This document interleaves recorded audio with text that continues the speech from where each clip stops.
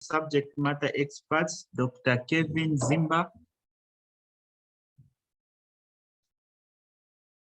Right, Dr. Zimba will join us a little bit later. And later on, we'll also have Dr. Sanjasen Sala. And then we will also be joined by a TB expert, Dr. Myoyeta. And also we are privileged to have the NTP manager to join the call and discuss the subject matter, Dr. Lungu.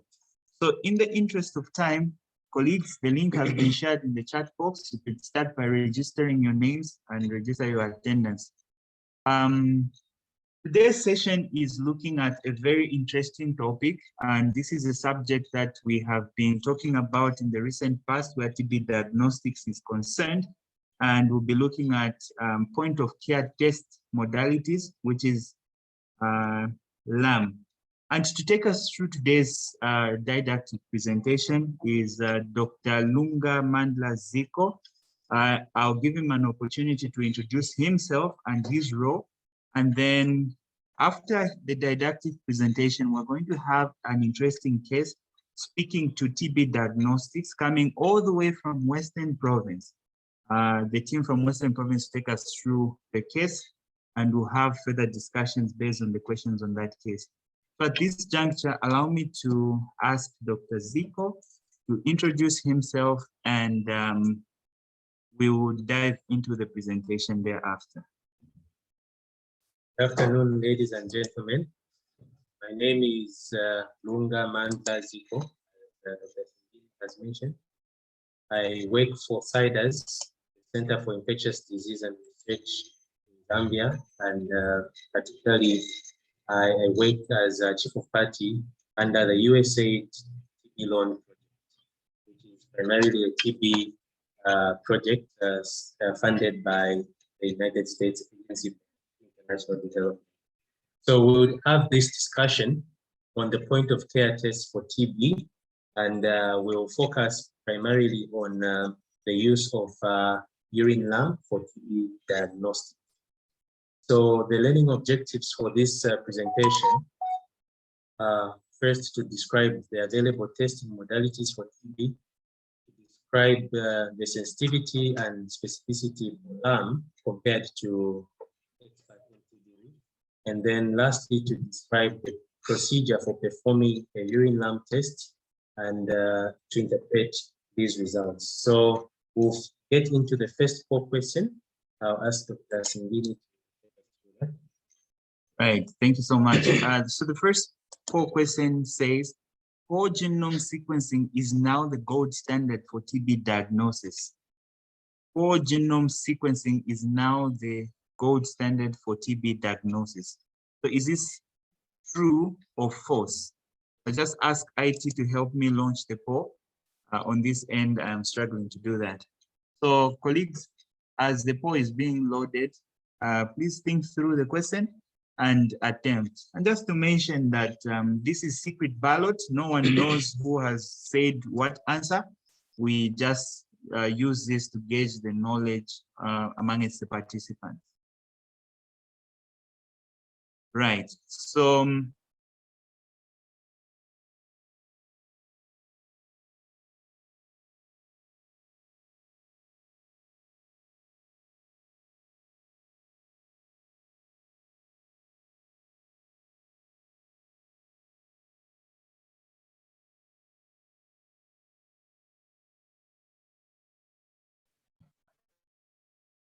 right, so colleagues, there we have it. I'll ask that the results be shared so that we could see how the network has scored. We are almost at 50-50, saying 50%, almost 50% saying the answer is true.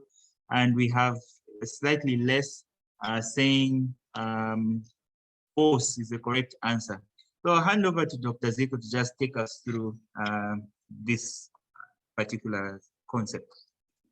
Okay, so those are very interesting results.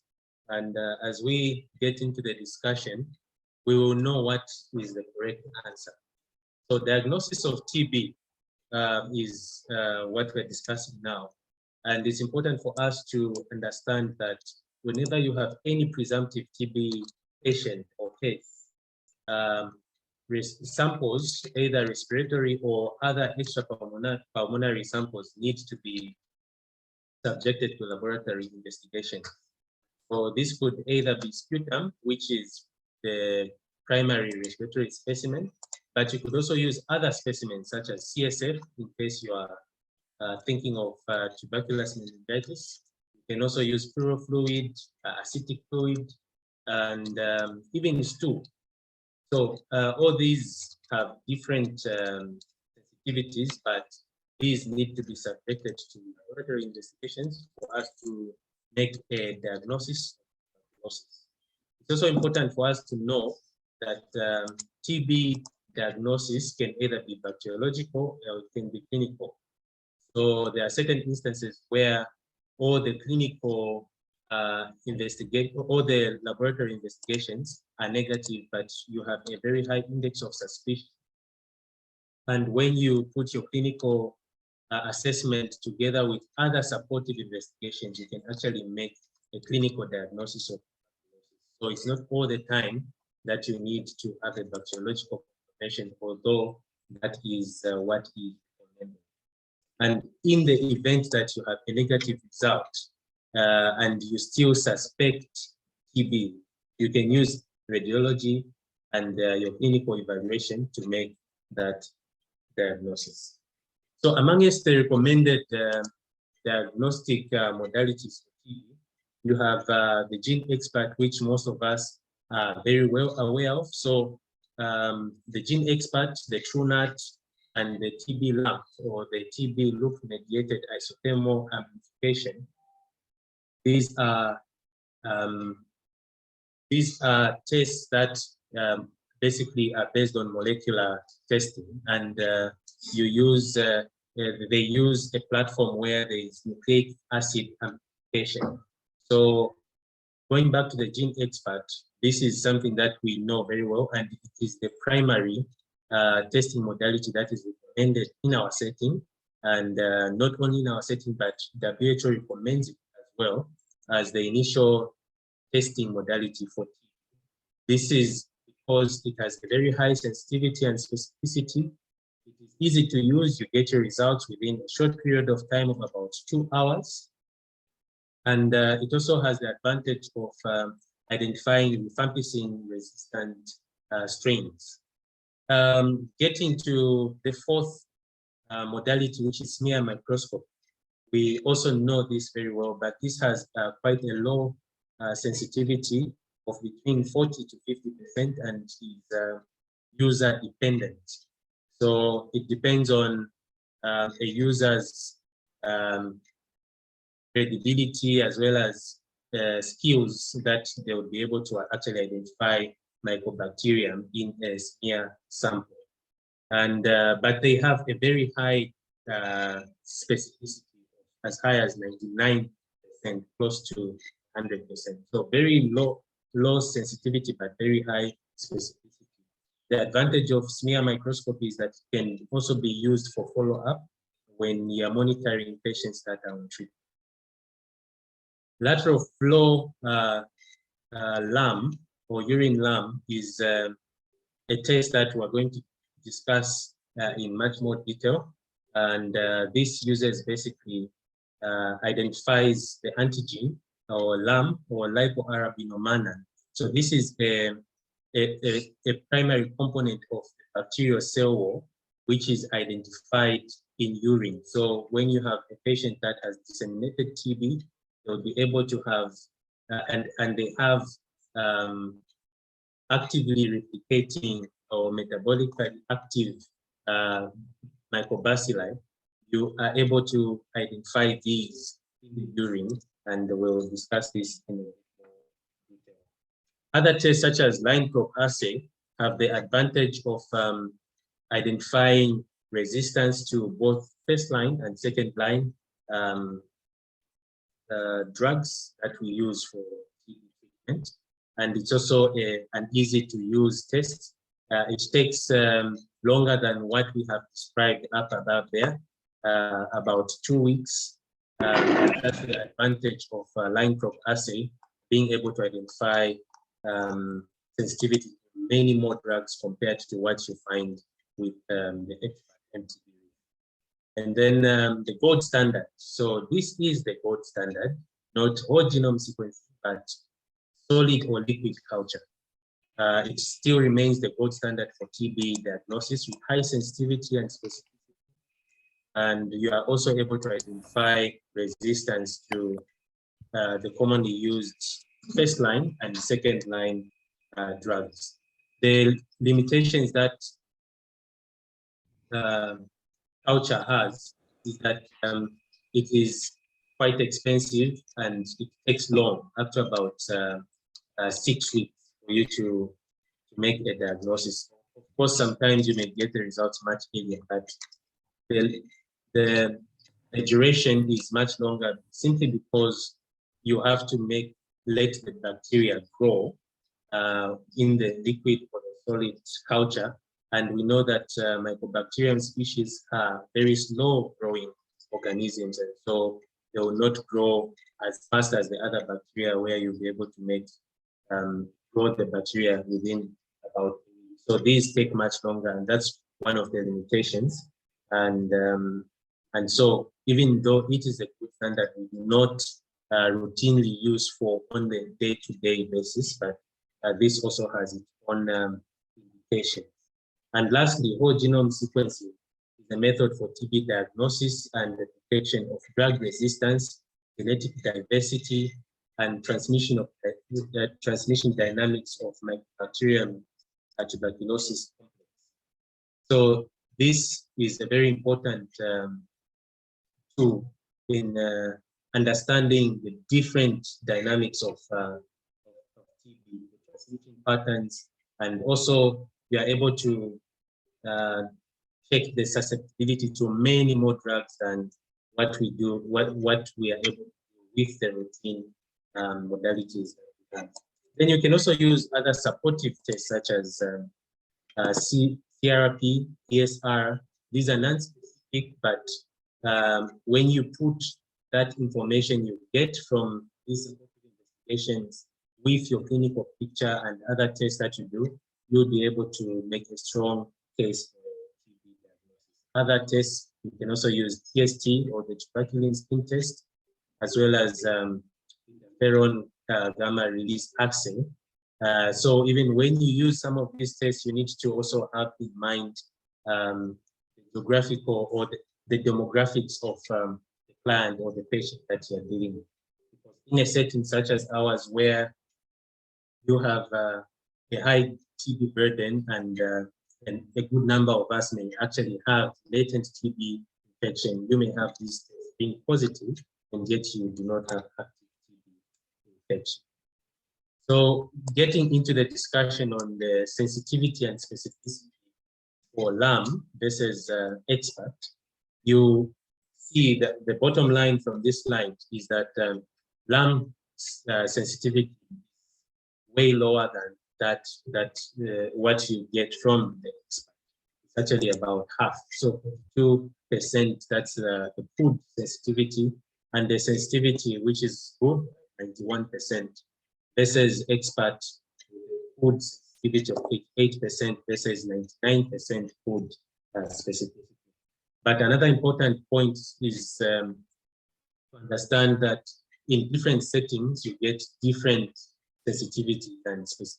For instance, in the inpatients, you have a higher sensitivity compared to outpatients. Then also, severely immunosuppressed individuals with CD4s less than 100 tend to have a higher sensitivity compared to those between 100 and 1. So we get into the next 4 questions.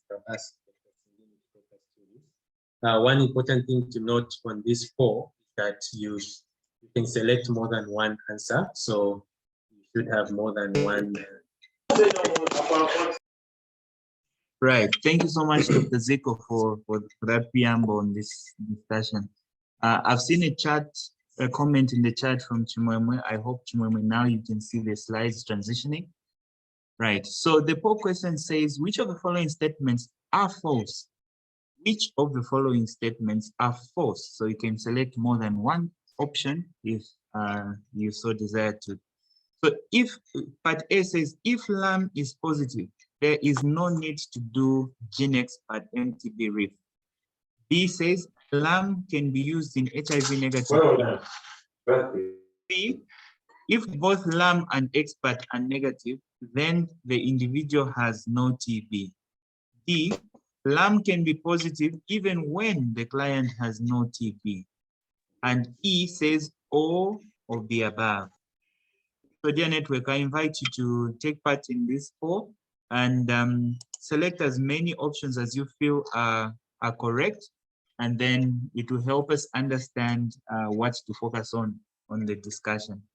So IT, I'll just request you to help me load the poll once again.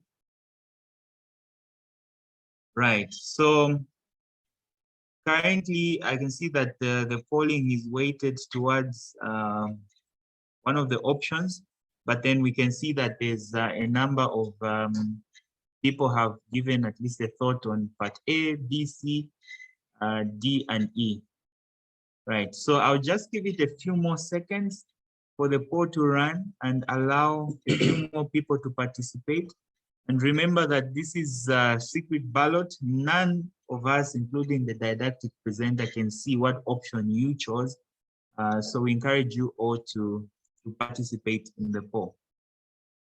So in a second or two, I'll end the poll. Right, so I'll end the poll now and share the results. And we can see that the majority of the participants thought E was a correct answer, but then we still had a substantial number of the participants weighing in on the other options. So Dr. Zico, I'll hand it over to you to just take us through subsequent slides. Okay, thank you. Interesting answers there again. And I was even just thinking that the easiest way to answer such a question is just to pick on all of them. And of course, you have the correct answers. So we get into the discussion again. What is urine lamp? So this is an immunocapture assay, which is based on the detection of Mycobacterium lamp antigen in the urine. It's a point of care test, instrument free, very easy to use. You get your results within 25 minutes and is suitable for use at the bedside in the clinical setting. You may not even need to send samples to the lab, but you can actually do it in your clinical setting. So LAM, like I mentioned earlier, is a component of the cell wall of Microbacterium tuberculosis released from metabolically active or degenerating bacterial cells. And so if you have someone with disseminated TB, you will likely have dissemination to the kidney, the renal system. And once you have these actively binding cells in the kidneys, they will release this LAM to be captured during. And once you do your LF test, the LAM test, you will get the positive. So this is what LAM is basically. So there have been questions asked when you make a diagnosis of TB, a LAM positive, is it bacteriologically confirmed or is it a clinical diagnosis? The answer is that it is a bacteriological confirmation because you are confirming the presence of the bacteria through a component of the bacteria that is captured through your urine. Another question would be, would you make a diagnosis? Do you say this is a pulmonary TB or pulmonary TB? So based on the LAM test alone, it has to be extrapulmonary, but you need to put into consideration other factors for you to get your diagnosis of pulmonary or extrapulmonary. So for instance, if you do the LAM test, it's positive, and then you also do your urine, your sputum, it's also positive, then you can make a diagnosis for pulmonary. This is according to guidance from them. We get into the next question. Thanks, Dr. Zico. And I must say, this is a very interesting subject, and it starts from the name itself, LAM. A number of us still struggle to pronounce the two words for lipoarabinomannan. Jethro, I see that you're saying your audio is breaking. Just try to exit and reconnect. And also ensure that your internet is up to speed. So the third poll question says, who is eligible for the LAM test? Select all options that apply. Who is eligible for a urine Lamp test? Part A, septic patients regardless of HIV status. Part B, all children under 5 regardless of symptoms. Part C, moderate or severely malnourished children. Part D, renal failure patients. And the last one, people living with HIV with CD4 less than 350. So there you have it, network. Those are the options, and the poll has been launched. I can already see some interesting voting pattern. So while others are still voting, allow me to just go through the question once more. Who is eligible for a urine Lamp test? Select all that apply. A, septic patient regardless of HIV status. B, all children under 5 regardless of symptoms. C, moderate or severely malnourished children. D, renal failure patients. E, people living with HIV with a CD4 less than 350. Right. So very interesting voting pattern that we have seen. Again, if there's one last person that would like to give us their thoughts by polling, please go ahead and poll. And remember that this is a secret ballot and it helps us understand what points to focus on. Right. So I'll ask that the poll be, the results be shared. So currently it shows that the majority are weighing in on option E as the correct answer, indicating that those are the people that are eligible for LAM. That's people living with HIV with a CD4 less than 350. Take note of the numbers there, 350. So the majority are weighing in on that one. And then we have split polls on option A through D. So I'll hand over back to Dr. Zico to take us through this one. Okay, so again, it's interesting. And I'm sure even just from the next slide that we are discussing, you can see what the true picture is. So who is eligible for LAM? Firstly, it's important to understand that both HIV negative and HIV positive individuals can have a LAM, but there's a strict criteria. So firstly, amongst the HIV negative, you have those that have sepsis. And when you check the WHO guidelines, you actually see that they use seriously ill individuals. And what is being highlighted there as criteria for who is seriously ill, it's individuals with severe, with sepsis, with hypotension, high pulse rate, a high respiratory rate of above 30 per minute, altered consciousness. So these are patients that you would actually say have sepsis. And so these individuals meet the criteria for using a urine lamp test. Then amongst children, the moderate malnutrition or severe malnourished, especially if they have symptoms that are suggestive of TB, these qualify for a urine lamp test. And let's also have in mind that children, the diagnosis of TB in children is very difficult, and you rather, let me say, it is not as straightforward as what you get in adults. You need different criteria. It's not just the 4 cough symptoms, the cough, weight loss, loss of appetite, fever, and night sweats. You have other parameters such as malnutrition itself. So malnutrition is an important symptom or sign that you may have to look out for as and make a presumptive TB case and then subject an individual to TB diagnostics, including urine lamp. Renal failure patients, particularly grade 4 and 5 of chronic kidney disease, these qualify for a urine lamp test. So here it is not just any renal failure, for instance, acute renal dysfunction, but it is specifically the CKD patients with grade 4, grade 5 disease. Then amongst the HIV infected, of course, sepsis qualifies, but also advanced HIV disease, which is defined as an individual above 5 years of age, a child above 5 years of age, adolescent or an adult with CD4 less than 200, or having a stage 3 or stage 4 event, the WHO clinical staging 3 or 4 event. So these are described as having advanced HIV disease. So these qualify to have a urine lamp test if they have symptoms of TB. And then you have amongst those that are in the inpatient setting.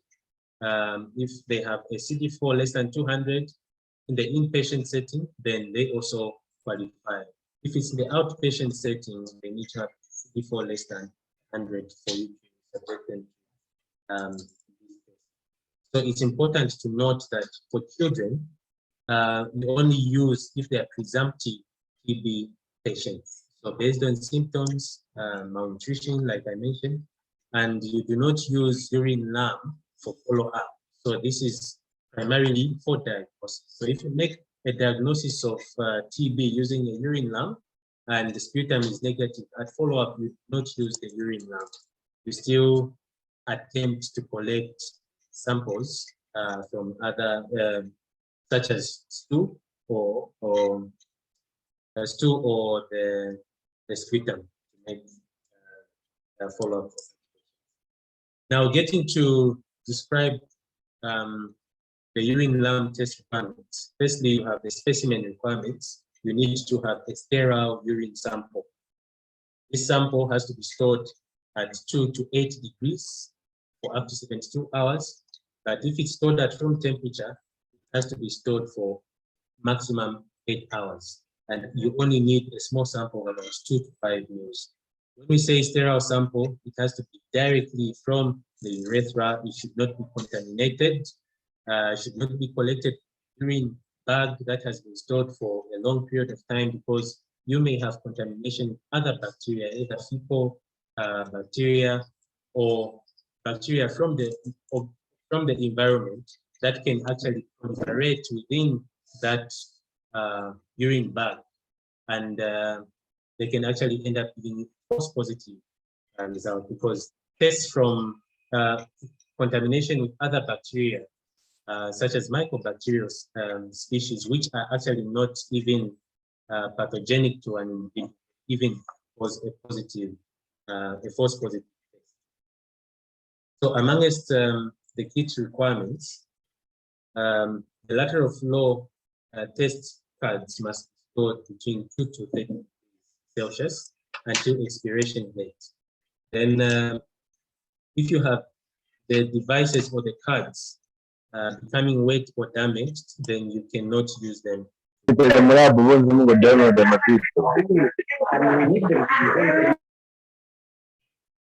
So if the cards are damaged or wet, you cannot use them to make diagnosis or carry out tests. So it's very important that these strict instructions are followed to the letter, or else you may have a derangement in results. You end up getting either false negative, false positive results. And the next slide is just talking about how to collect samples from a child. This may not be as straightforward as in an adult, where you simply give them a specimen collecting bottle and you get a sample. So you may need to carry out different maneuvers, either give attach a urine bag which is clean and not contaminated, or you can get a clean patch of urine, or simulate urination, or you can use a urine catheter. But in extreme cases where you are unable to get a sample, you can even do a suprapubic aspiration. So the question again, like I mentioned earlier, why is it important for you to get a sterile sample? So the reason is that you can get false positive results from other microorganisms organisms such as bacteria. You can get even from Candida, other non-tuberculous mycobacteria, and even fecal or perennial bacteria. So you do not need, you need to make sure that the sample is not contaminated by making sure that all the steps that are highlighted are adhered to. Then the procedure on how to carry out the test. So the test is usually performed manually by applying 60 microliters, just approximately 2 drops of urine, to the determined layer TB lamp test strip, and you incubate this at room temperature only for about 25 minutes. So the strip is then inspected by naked eye. You just visualize it, and the intensity is noted. So you need to make sure that there is a line on the control, as well as check for the test. So if you have 2 lines, then definitely the patient has a positive urine lamp test. So you can also, if you desire, you can also confirm the intensity of the band using what is provided by the manufacturer. So this test, as you conduct this test, you also need to make sure that as you collect, if your urine was stored below 8 degrees Celsius, you need to make sure that it has to be at room temperature. Same as the test strips. If they were stored below 8 degrees Celsius, you need to make sure that they are at room temperature. So you subjected for a minimum of an hour, and then you can perform it. If you do not do that, the test will actually not work. So in summary, what we're saying here is that whenever you have a presumptive TB case, you need to subject such a one to laboratory tests, collect specimens appropriate based on your clinical judgment. If it's meningitis, collect CSF sample. If it's you suspect the patient has fluid, cardiac fluid, collect those specimens. If the patient you suspect has a cough, you can collect sputum, and in certain instances, you can actually collect stool. That will also give you the diagnosis of pulmonary tuberculosis. Urine lamp, and again, is not a replacement for Xpert. Urine lamp is complementary to Xpert, and it is not a replacement.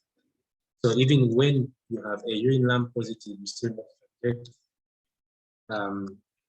specimens to Xpert and do that appropriate test. And again, the urine lamp is not to be used for monitoring treatment. It is only used for diagnostic purposes. So also when you have negative lab tests, either for urine lamp, for Xpert, and any other tests that you may subject a patient to, it does not exclude TB diagnosis.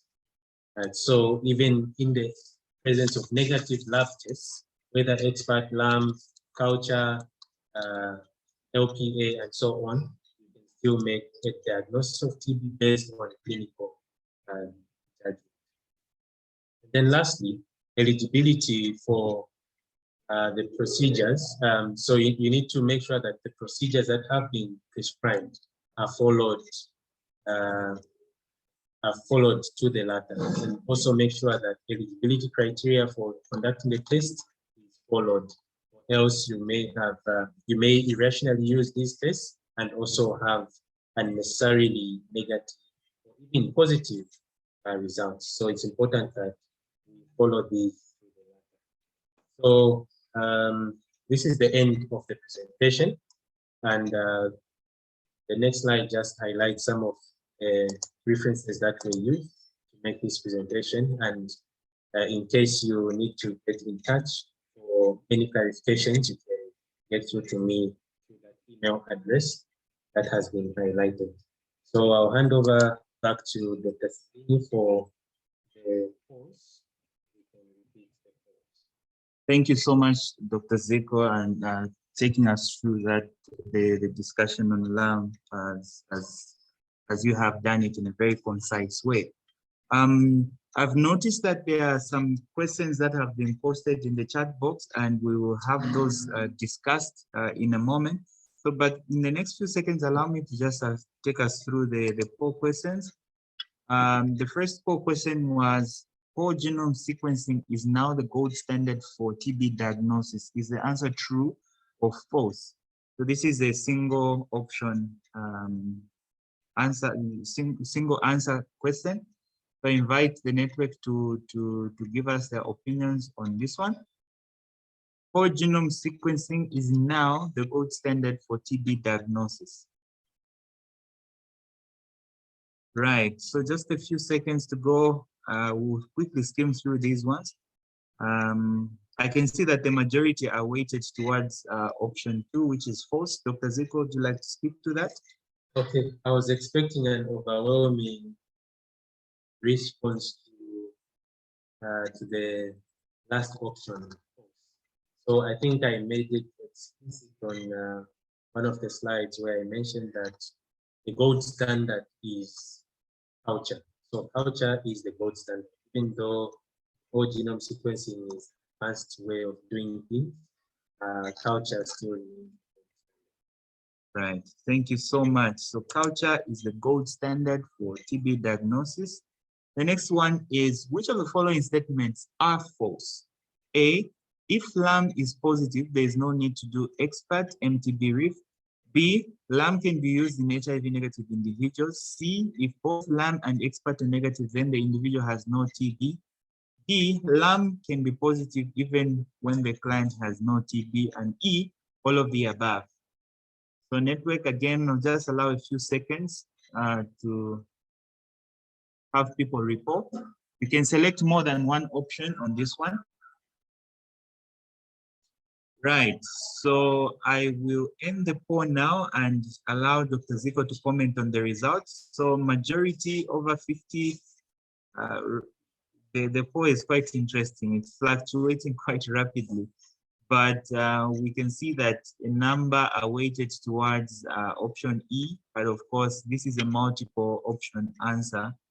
So it's hard to pick up which one majority weighted towards. I'll ask Dr. Zeko to speak to this.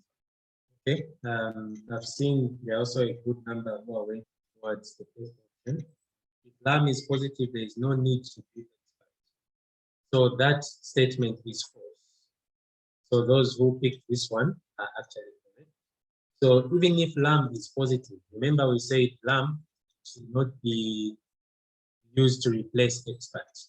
So even if LAM is positive, you still need to go ahead and gene Xpert, because the gene Xpert will actually give you resistance to reproduction. So when LAM is positive, still do Xpert. Even when LAM is negative, Xpert still has to be done. So LAM is just supplementary to your gene Xpert. LAM can be used in HIV negative individuals, that is correct. So that option is selected, and I can see that only very few individuals who selected it. Then if both LAM and Xpert are negative, then the individual has no TB.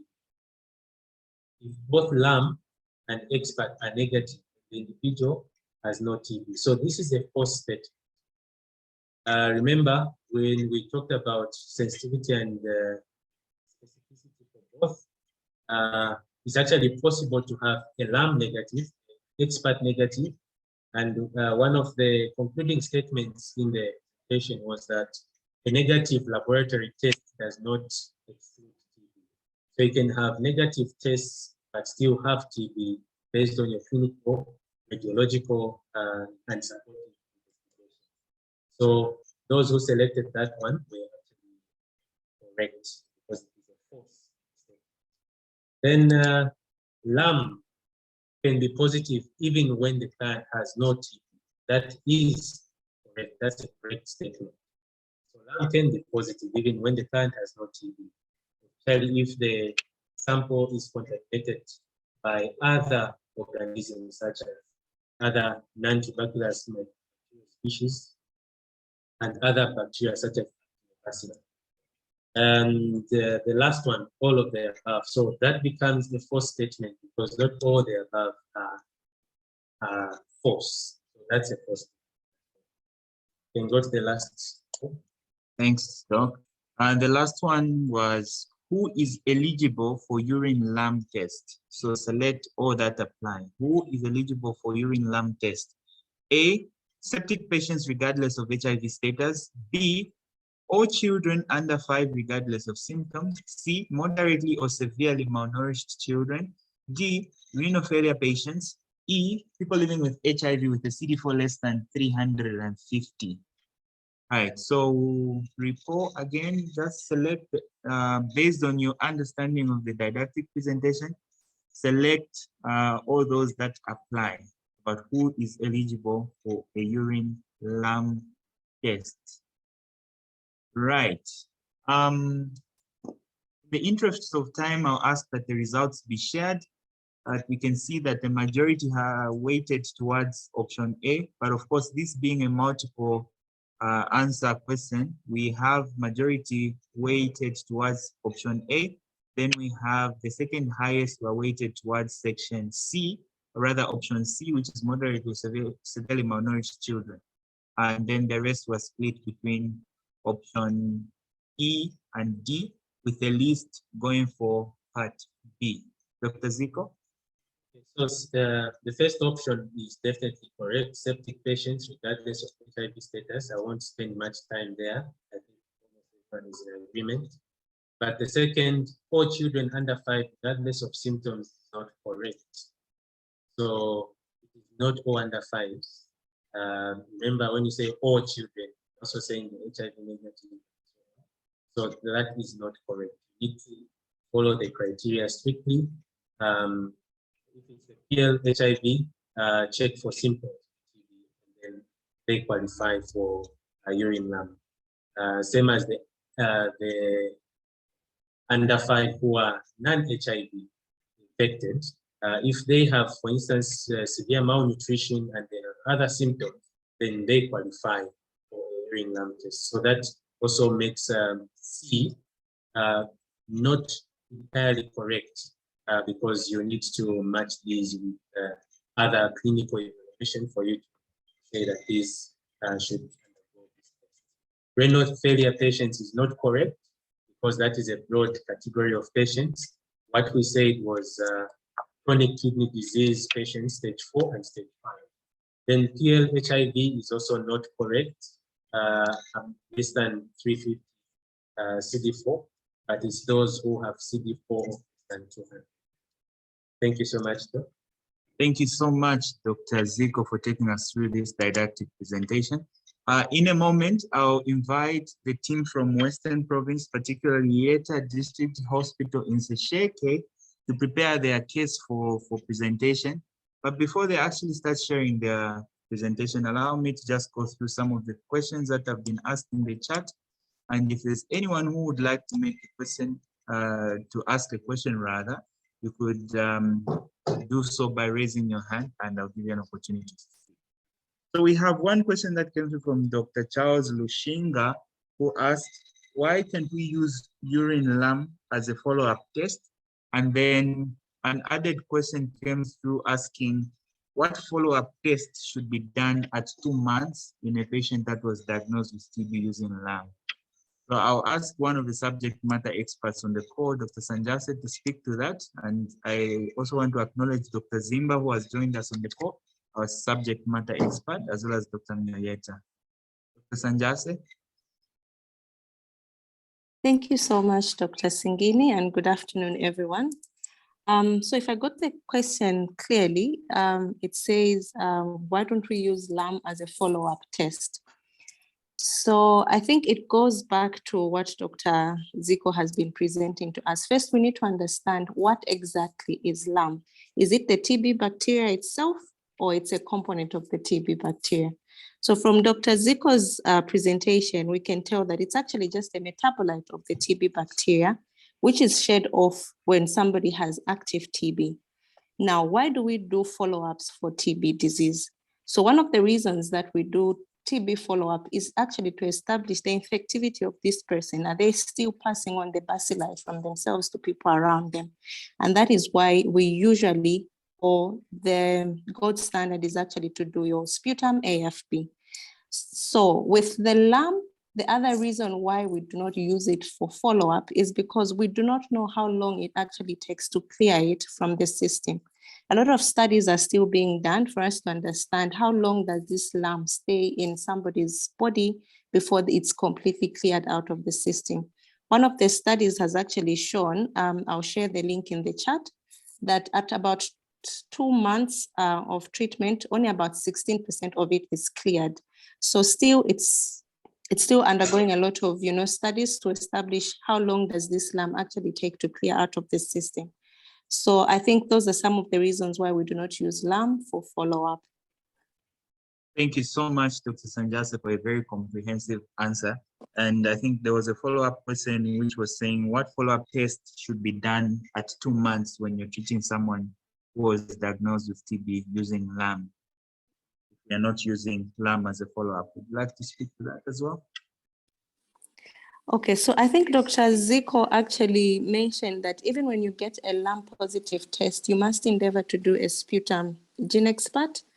And that is what you're going to use for follow-up. Follow-up, you're going to use your sputum AFP. Please get me clearly, follow-up, we do not use Xpert, we use AFP. So in somebody who has been diagnosed with TB using urine lamp, we can still use sputum for follow-up and check for the AFP. Over, thank you. Thank you so much. There's a very interesting question in the chat which said, what test is required to recheck a positive LAMP test? In other words, is there a confirmatory test for a positive LAMP test? So this question is quite interesting. I'll throw it to Dr. Zimba and get his thoughts on that. Well, thank you, Dr. Singini, and apologies for joining late. I was in another meeting that was there. So I think, like the presenter had said, Dr. Zico in his presentation, he mentioned on the need for us to either collect a sputum or a sample that helps you confirm whether there's rifampicin resistance in a patient that you do diagnose using urine lamp. So that is just to confirm whether there is resistance, that is either rifampicin resistance RR. But I would like to say and tell the network that a urine lamp is actually a confirmed case of TB. I think that is what we shouldn't do. So to start and say we're going confirming and everything, we'll just be confusing ourselves. So a positive urine lamp confirms that that person is excreting or shedding some components of the TB bacilli in the urine. And then I think in the presentation, Dr. Ziko should have also stated that most of that tells you that it's actually coming from the lungs when in most studies that have been done before. Thank you, Doctor. Thank you so much, Dr. Zimba. And dear network, remember the emphasis that was made during the presentation on the collection techniques or the requirements for collecting a sample for urine lamp. And I think there was also emphasis on the use of a reference scorecard when reading the results for the urine lamp. So there's also another interesting question where someone was asking about the positivity of STU Xpert. I think we'll discuss that a little bit after the test presentation. Now there's also a question about availability of LAMP in the facilities, which came from Katie, and I've seen a hand from Brent Lee. So maybe let me ask Brent Lee to give us the comment or question. Then we'll combine those two questions for Dr. Zico, rather for Dr. Mioyeta to speak to it. Brent Lee? Yes, good afternoon. So my question is, there are instances whereby a client has LAMP, whose LAMP is positive, and then the clinical picture is of pulmonary TB, and then doing Gene Xpert comes out negative. So, because in the presentation I heard that LAMP is actually confirmed TB, which is extrapulmonary. So in that case, whereby the clinical picture shows pulmonary tuberculosis, but Xpert for sputum is negative, and then LAM is positive. How do we classify that type of client? Thank you. Right, very good question, Brent Lee. I'll ask Dr. Mioyeta to speak to that question about how do you classify a patient who's LAM positive, are they extrapulmonary or pulmonary TB, also putting into consideration the clinical symptoms that the patient has. And then maybe Dr. Mioyeta or Dr. Mwinga could speak to the availability of LAM in health facilities across the country. We will still ask Dr. Lungu if he joins us to speak to the availability of LAM, because this is a programmatic question. Dr. Mioyeta. Thank you. Good afternoon, everyone. Just confirm you can hear me. Yes, we can. All right, thanks. So yeah, very interesting question, that one. So first of all, I think we just go back to the basics, which I know that Dr. Zico already covered around the sensitivity of these tests. You may all remember that in his slides, he did indicate that the sensitivity of Xpert is not 100%. So basically what it means is that Xpert can be negative even in a patient that has pulmonary tuberculosis. There are a lot of factors that can cause Xpert to be negative in a patient with pulmonary tuberculosis. Among them, and I think key, is the quality of the sample that is collected. Okay, so if the quality of the sample is low quality and is not, good sputum from the lungs, there's chances that you can miss that diagnosis.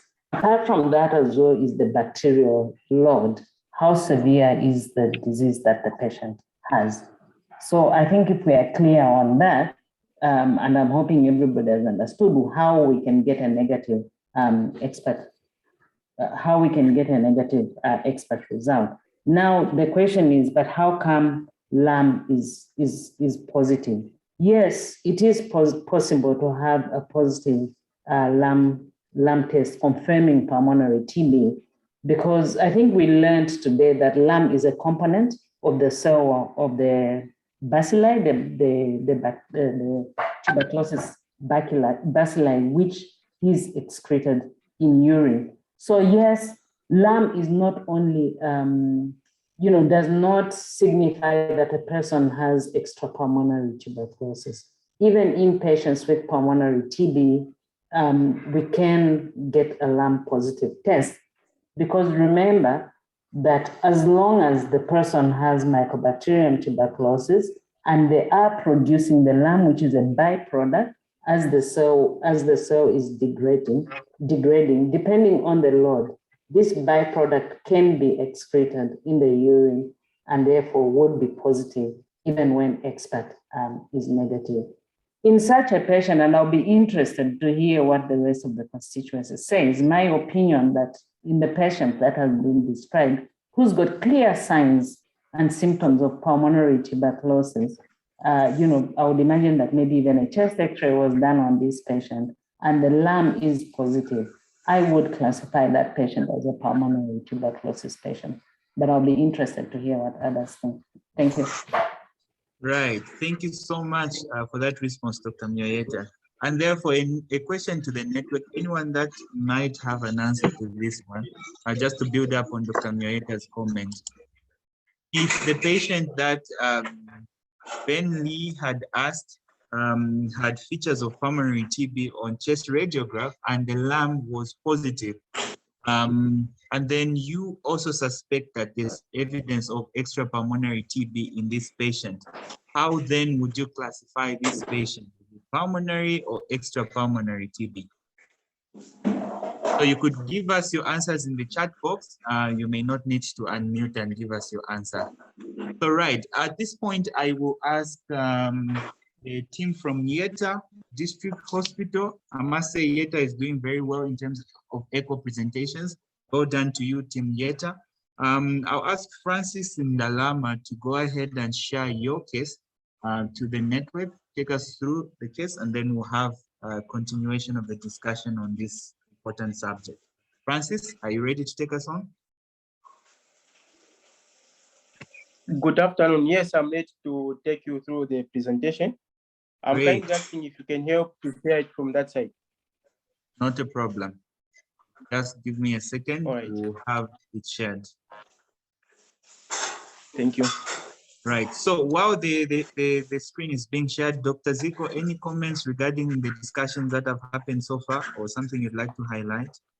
Yes, so I think one of the things I also mentioned, when you have a lamp that is positive and you have pulmonary symptoms, or let me say symptoms directing to where the focus of the TB is, you have to marry that lamp positive test with the clinical.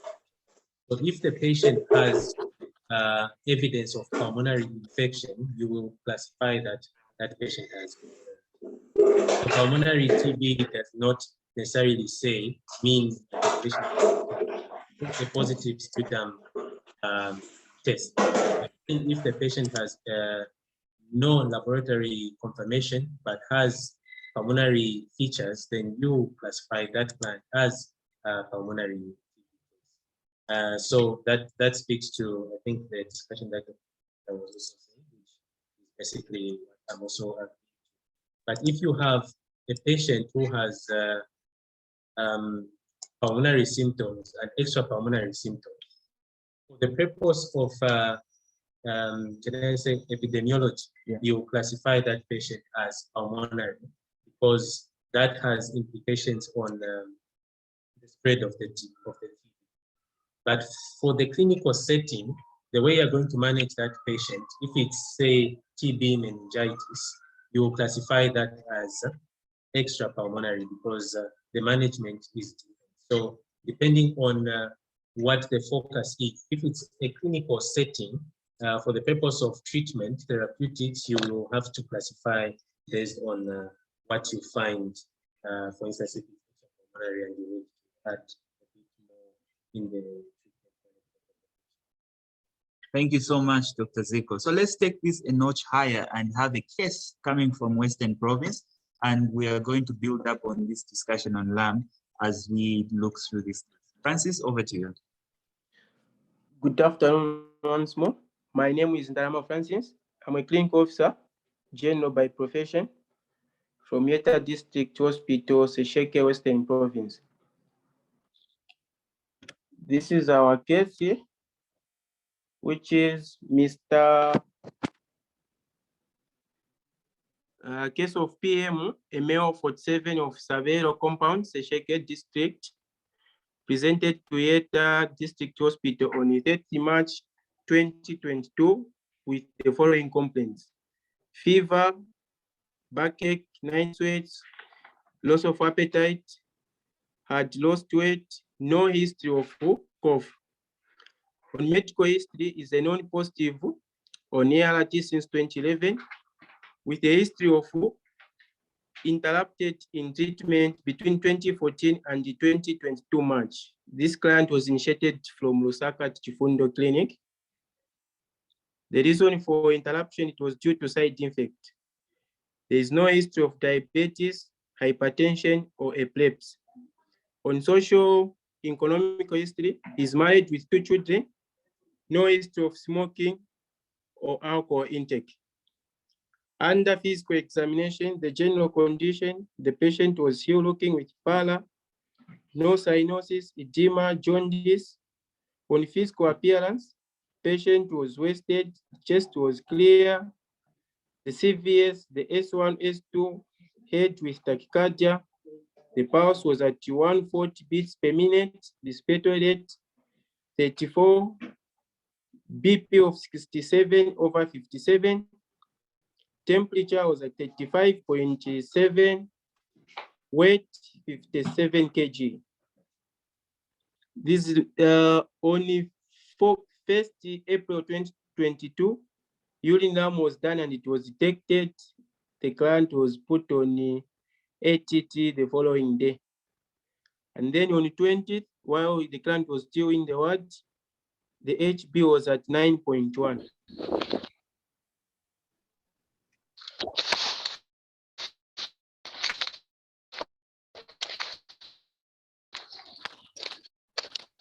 Next.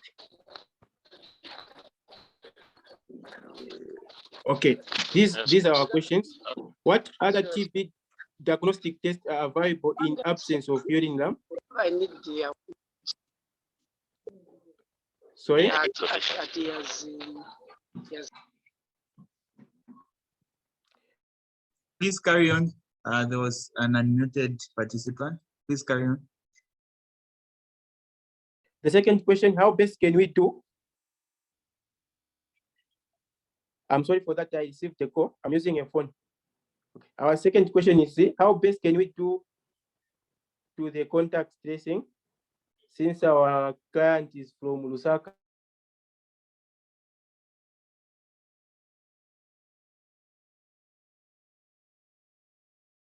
He just came here in the second. And then the third question is the case of extrapulmonary tuberculosis or pulmonary TB? And then the last question, how best can we manage this patient in order to retain the patient in care? Thank you.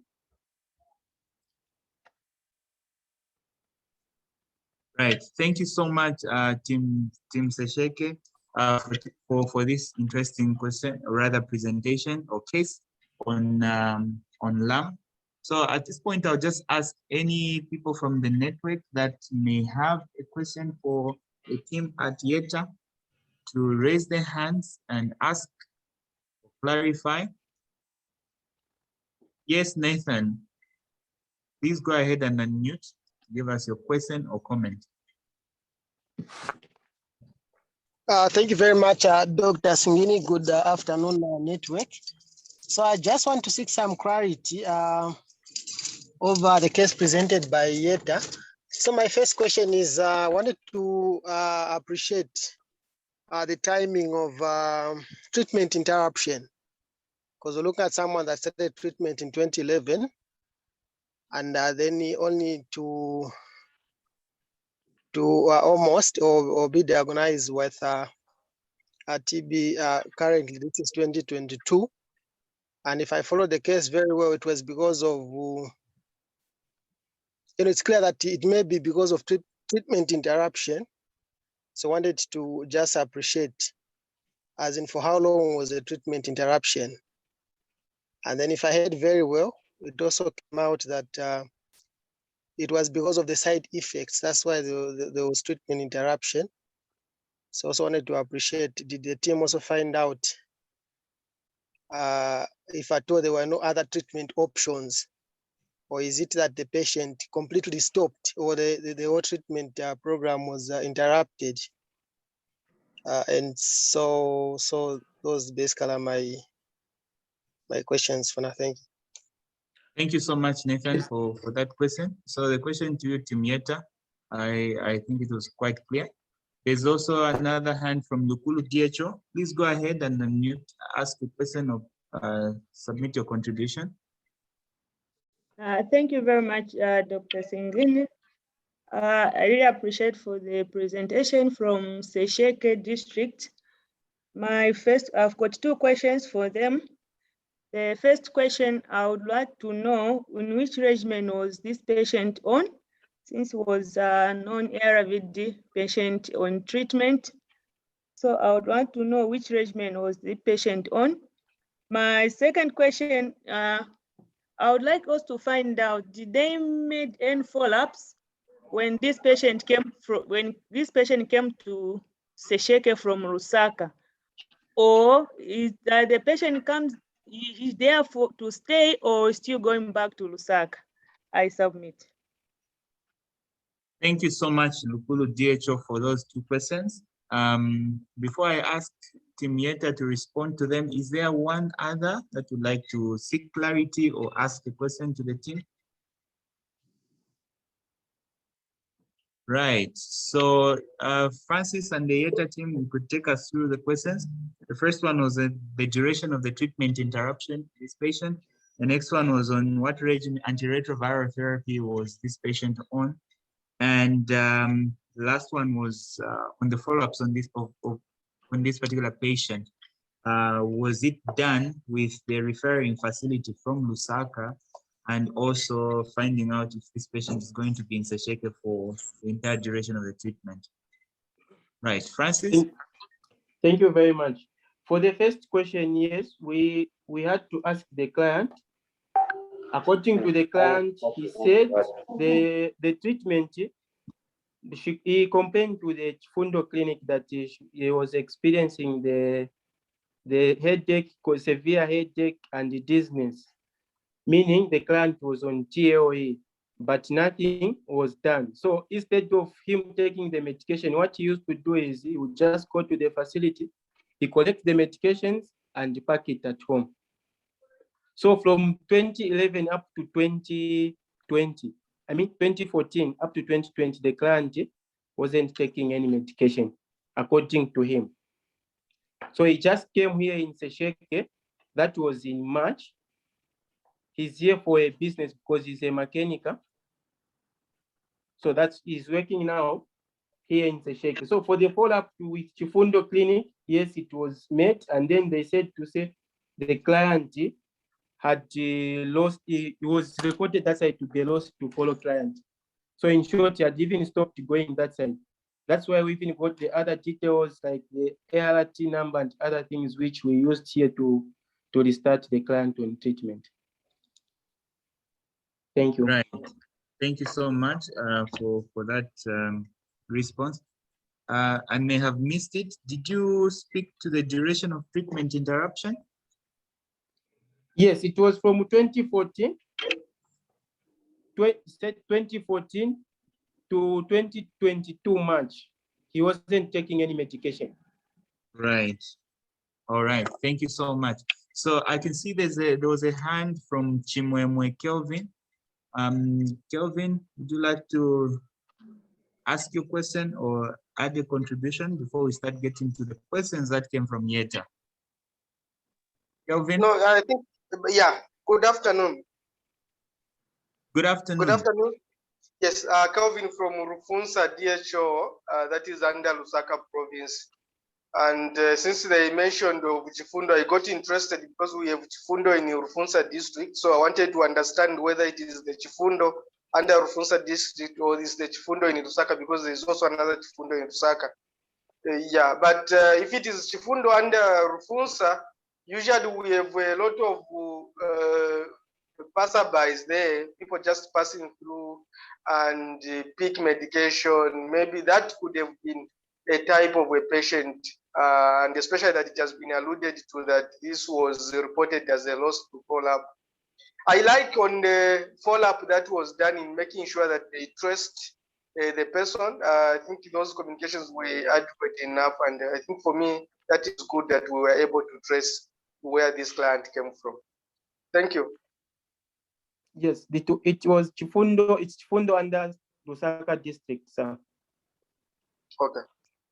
Thank you.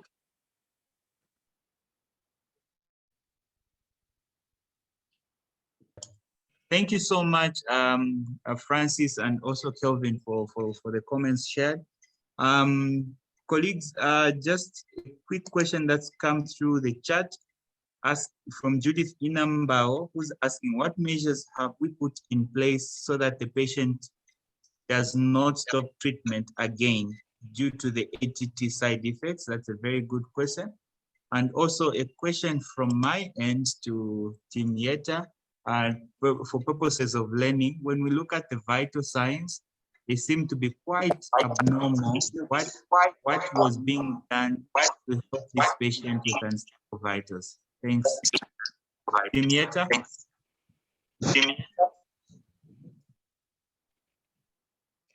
Sorry, Doc, I didn't get the first question.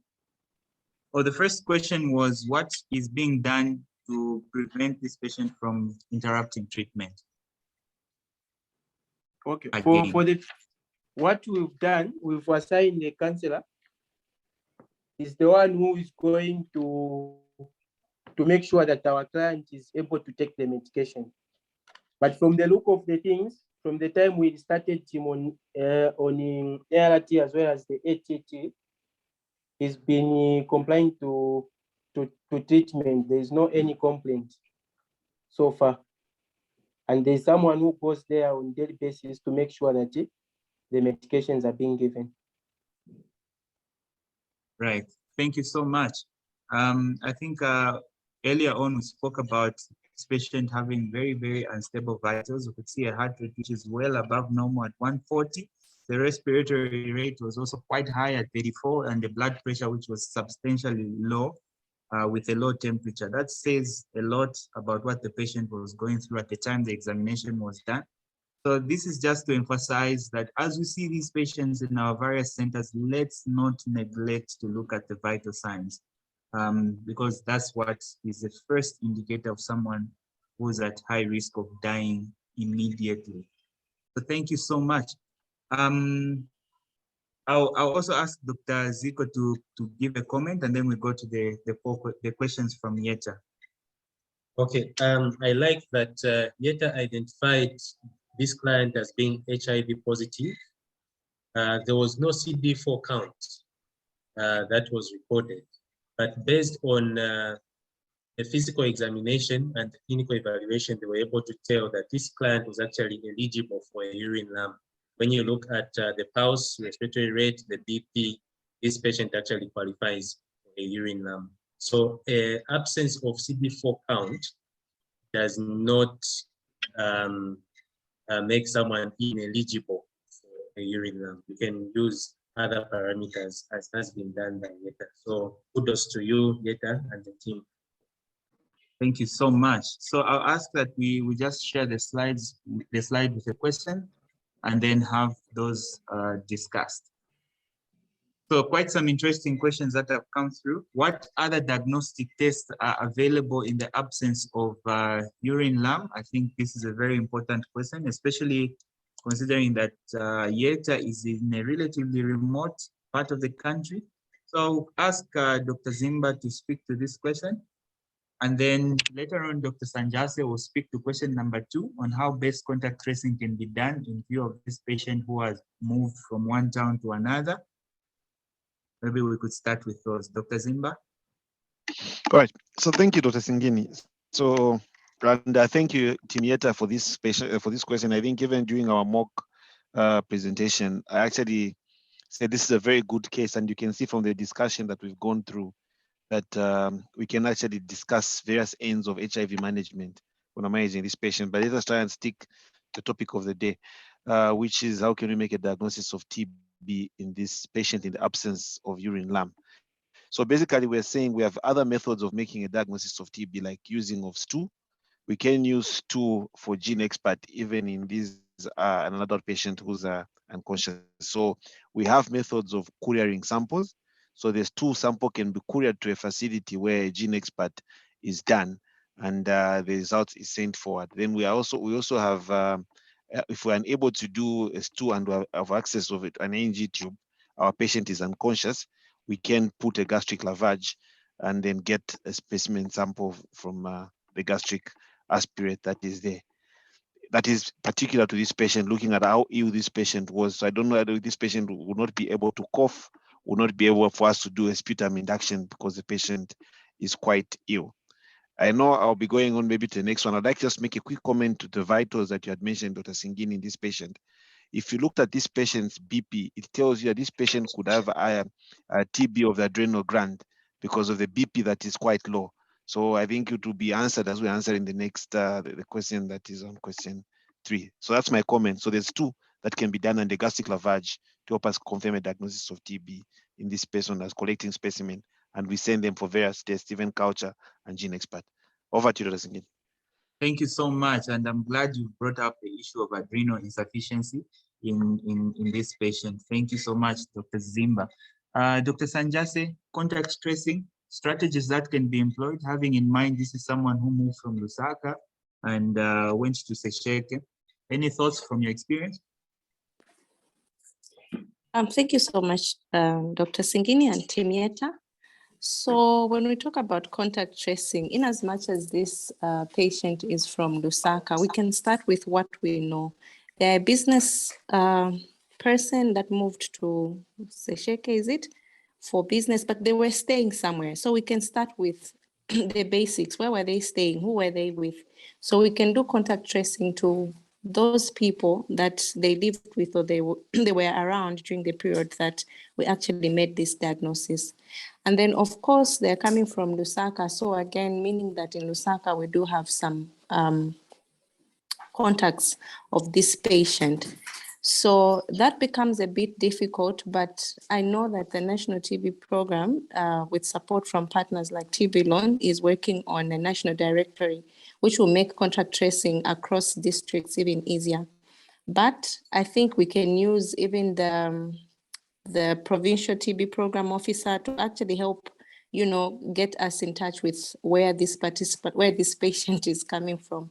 So we can get a phone number of the next of kin and even contact the nearest clinic, and that clinic can actually do the contact tracing on behalf of Yeta. That's from the Lusaka end. So it's really just about knowing who to contact and at what point to, contact them. So in this case, I think we can use the provincial TB program officer who can contact, the Lusaka TB provincial officer, especially if we know which clinic is nearest to where this patient is coming from. So contact tracing is about really trying to get, the next of kin or the easiest contact to this person. But we start from what we know. So we start with the Sesheke end, and then we can move to Lusaka. Over. Right. Thank you so much, Dr. Sanjase.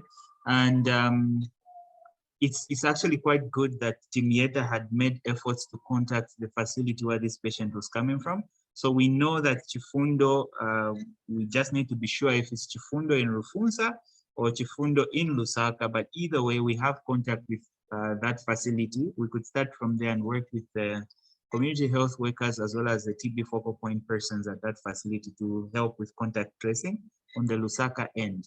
And then I'm sure you're on top of things on the Sesheke end where contact tracing is concerned. So we have question 3 and 4. This question 3, I think I'll throw this to Dr. Myoyeta. I think initially she spoke to this one. But again, just for the sake of emphasis, this case, is it a case of pulmonary TB or extrapulmonary TB? Dr. Myoyeta.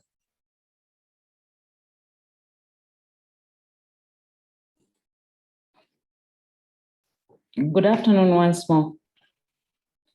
So on this one, can I, with the discussion that we had earlier, the one I was asked to contribute, can I throw this question back to Team Yeta for them to tell us what they think based on the discussion we had and based on the clinical findings they had when they saw these patients, and then we can discuss from there. Great. Right. So, Team Yeta, Francis, what are your thoughts considering the discussion so far?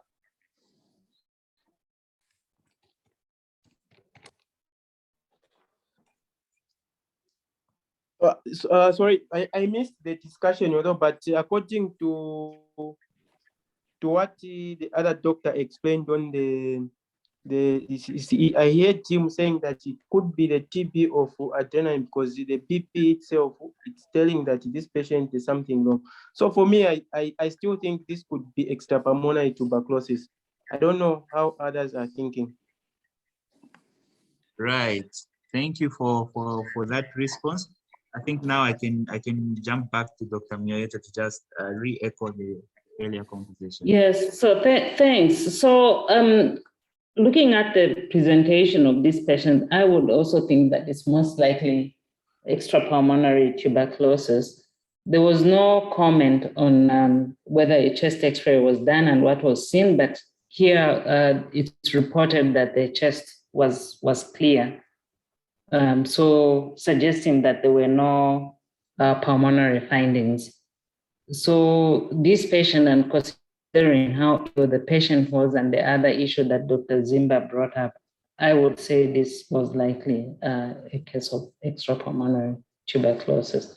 But I think it would have been useful to have more information on the examination. For example, comment on lymphadenopathy, comment on any organomegaly just from examination. Was there anything noted, any masses anywhere? That would also aid in comfortably saying that this was a case of extrapulmonary tuberculosis.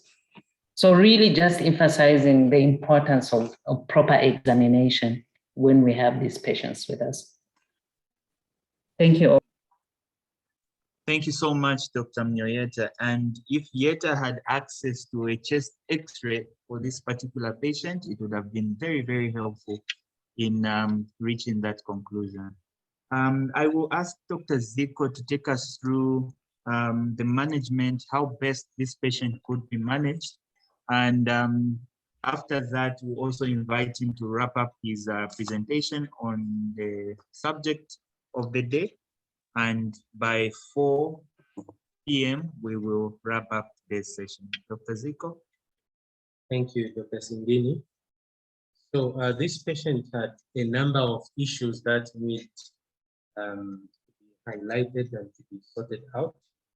So I'll begin with what the things that we found on physical examination. You have the anemia. The patient had anemia, was wasted, had very low blood pressure, and of course, there is this history of interruption to treatment and due to side effects. So these are some of the things that need to be handled in this patient. And the fact also that this patient interrupted treatment for about 8 years gives us a high likelihood of this patient having advanced HIV disease. So even as we come up with a management plan, we need to list down all the problems that this patient has and then tackle each problem systematically so that we do not just manage this patient as a TB patient and leave out other important aspects. So when we begin with the BP, for instance, the patient was obviously hypotensive. And even as we evaluate why this patient had hypertension, we need to look at the different issues that may result in hypertension. For instance, we should not neglect the fact that if this patient is severely wasted and we use an adult-sized cuff for the BP, you actually are likely to have a low blood pressure, even if the patient doesn't have blood pressure. So we need to reevaluate and see whether you use the correct cuff size for evaluation of the blood pressure. If you are certain that really this patient did have a low blood pressure, which is most likely looking at the pulse rate that this patient had, you now need to ascertain what would be the issue. Is it fluid losses? We assess whether this patient had was vomiting, had diarrhea, had low fluid intake, and so on. So those are things that can actually result in low blood pressure, even before we come to the conclusion that it could be adrenal insufficiency. So before you come up with interventions, you need to really ascertain what the real cause is in the patient. The patient also had anemia. It could be anemia of chronic illness, looking at how chronically ill this patient was. So that needs to be tackled as well. What I'm giving general principles that we need to take into consideration, and I will not go into the actual details. The patient was obviously wasted. Nutritional support needs to be highlighted as well for us to have optimal results or good outcomes in this patient. And of course, the patient with a positive urine lamp with the clinical picture that's been presented, definitely this patient needs ATT. Then we do not have a CD4 count on this patient, but we know that the patient interrupted treatment for about 8 years. So we need to ascertain whether this patient qualifies as having advanced HIV disease. So we can do a CD4 count to ascertain that and give the package of care for advanced HIV disease, which is a different topic altogether, going to the details. Then if the patient is on ART, then we might as well continue the ART. If the patient, upon making the diagnosis of TB, that's when we were thinking of starting the patient on ART, then we may need to delay initiation of ART because you may actually cause iris in this patient. So in as much as ART is important, ATT is important, you may have to deal with the TB for at least for about 2 weeks, and then initiate the ART just a bit. later. Then the fact that the patient interrupted treatment due to side effects, maybe that's not even the real issue. We will definitely need to offer serious psychosocial support and a good treatment supported follow up this client until completion of the ATT, but also for ART, until this patient becomes a stable client, we will need to have very strong treatment support system for this patient. And seeing that this patient is coming from a different town, we may have to start discussing with the client where the client is from, which health facilities are near, and which facilities they would prefer to get treatment from, and then already begin interacting with those health professionals from that other facility, so that immediately the client leaves theater, the patient can easily be transitioned to care without any interruption in support. So those are the things that I think need to be put into consideration. I may have left out some, but we can still sit down, look at the problems that this client has, and then go step by step, address them so that the patient is comprehensively assisted and provided with very good. So just to wrap up the presentation and the discussion, again, I would like to state that Urine Lamp is a supportive test. It is not the primary test for making a diagnosis of TB. And the Gene Xpert remains the primary test, initial test for TB diagnosis. And in the event that you have LAMP, you have a LAMP that is positive, but you don't have ready access to Xpert. We are very well aware that in all districts we have Xpert machines. So you may not have an Xpert machine at your facility, but you definitely have Xpert machines within your reach, and we can take advantage of the courier system. You can go ahead, do the urine lamp, initiate treatment based on a positive lamp test, but still follow it up with Gene Xpert, and this will actually influence whether you continue with the drug-sensitive TB regimen or you do a DRTB. Then again, negative lab tests, regardless of which test you're talking about, whether LAMP, Xpert, Microscopy, TB lamp, TrueNut, whatever test you're talking about, whether even if they are negative, that does not exclude a TB diagnosis. So you can still make a TB diagnosis based on clinical and radiological grounds. And it is important that we follow the prescribed eligibility criteria for who gets a LAMP test, and also the procedures that have been prescribed by the manufacturer. This is to avoid false negative, false positive tests, as well as false negative tests. So that is how we wrap up this test. Thank you for the opportunity to come and interact and have this discussion. Thank you so much, Dr. Zico, and you will agree with me, dear network, that it's been a very, very interesting conversation. Point of care diagnostic test, and it's based on the conversation that is still going on in the chat. This is something that we really need to keep talking about and learn more on lab. So we've shared contact details in this. Shared contact details on how you can reach us. I'll put my email address as well in the chat box, so that if you have any questions regarding the same, we can have the conversations on the other side. And I also just want to thank the subject matter experts that have been on hand to help us with this presentation. Dr. Mnyoyeta, Dr. Nsala Sanjase, Dr. Kevin Zimba, and I must also acknowledge Dr. Victoria Manzi, who has been very active in the chat, speaking to most of the questions that were being asked there. And also just like to thank the IT team led by Chatonda and the ECHO coordinator, Itambuyu, who has made this program a success today. So thank you so much, everyone on the ECHO network, and it's been a pleasure discussing this with you. This has been Dr. Singini David from Siders. We are signing out.